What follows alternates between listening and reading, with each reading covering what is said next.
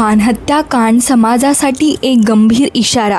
अलीकडे उत्तर प्रदेशातील गाझियाबाद येथे घडलेले सूर्यप्रकाश चौहान हत्याकांड संपूर्ण देशाचे लक्ष वेधून घेणारे ठरले आहे.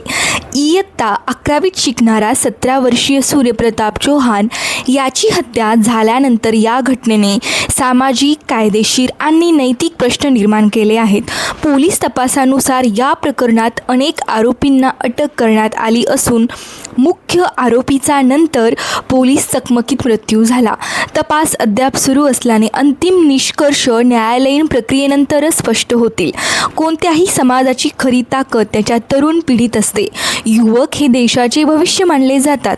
अशा परिस्थितीत एक तरुण विद्यार्थ्याचा हिंसक पद्धतीने मृत्यू होणे ही अत्यंत दुर्दैवी बाब आहे. ही घटना केवळ एका कुटुंबाची दुःख नसून संपूर्ण समाजासाठी चिंतेचा विषय आहे. अशा घटना समाजात असुरक्षिततेची भावना निर्माण करतात आणि मानवी मूल्यांवर प्रश्नचिन्ह उभे करतात. वृत्तांनुसार सूर्यप्रताप चौहान आणि काही युवकांमध्ये वाद झाला होता. या वादाचे रूपांतर हिंसक घटनेत झाले आणि त्यामध्ये सूर्यप्रताप गंभीर जखमी झाला. उपचारादरम्यान त्याचा मृत्यू झाला.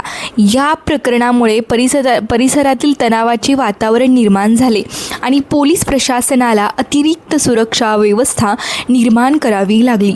या घटनेतून एक महत्त्वाचा धडा मिळतो की लहान मोठे वाद योग्य वेळी संवादातून सोडवले गेले नाहीत तर त्याचे गंभीर परिणाम होऊ शकतात.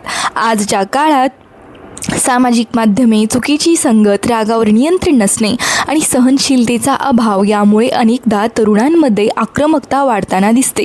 त्यामुळे कुटुंब, शाळा आणि समाज यांनी तरुणांच्या भावनिक विकासाकडे अधिक लक्ष देणे आवश्यक आहे. या प्रकरणानंतर कायदा व सुव्यवस्थेच्या प्रश्नावरही चर्चा सुरू झाली. गुन्हेगारांना कठोर शिक्षा मिळणे आवश्यक असले तरी त्याचबरोबर गुन्हे घडू नयेत यासाठी प्रतिबंधात्मक उपाययोजनांवर भर देणे तितकेच महत्त्वाचे आहे.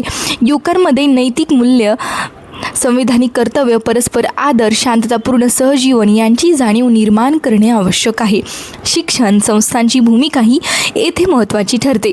शाळा आणि महाविद्यालयांमध्ये केवळ शैक्षणिक ज्ञानच नव्हे तर व्यक्तिमत्व विकास, राग नियंत्रण, संघर्ष व्यवस्थापन आणि सामाजिक सलोखा याबाबत मार्गदर्शन दिले पाहिजे. विद्यार्थ्यांना मतभेद संवादातून सोडवण्याचे कौशल्य शिकवणे ही काळाची गरज आहे. पालकांनी देखील आपल्या मुलांच्या मित्रपरिवाराकडे, वर्तनाकडे आणि मानसिक स्थितीकडे लक्ष देणे आवश्यक आहे. अनेकदा मुलांच्या आयुष्यातील समस्या वेळेवर समजून घेतल्या गेल्यास मोठ्या दुर्घटना टाळता येऊ शकतात. मुख्यमंत्री योगी आदित्यनाथ यांनीही या घटनेवर पालकांच्या जबाबदारीवर भर दिला असल्याचे वृत्तांमध्ये नमूद करण्यात आले आहे. माध्यमांची भूमिकाही जबाबदारीची असली पाहिजे.